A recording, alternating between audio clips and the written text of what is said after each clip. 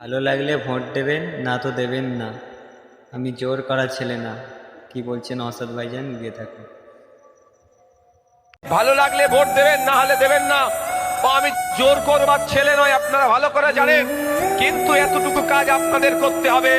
ভোটের নোটিফিকেশন হয়ে যাবে, যে যার বাড়ির সামনে লিখে লিফলেট মেরে দেবে, সাদা কাগজে লিখবে যে মাদ্রাসা বাঁচানোর সময়ে, মসজিদ বাঁচানোর সময়ে, ঈদগাহ বাঁচানোর সময়ে আপনি আমাদেরকে, তৃণমূল আমাদেরকে দিল্লি যাওয়ার নিদান দিয়েছে।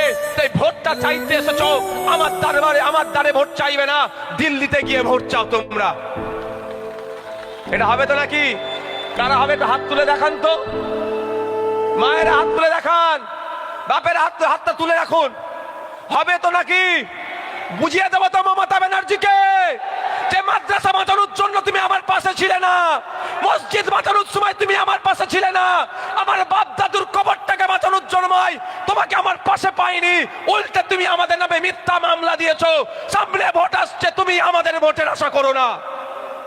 এটা বলবেন তো নাকি? না তখন কি বুঝিয়ে দেবে সবটাই ভুল বুঝে যাবেন? একদম নয়।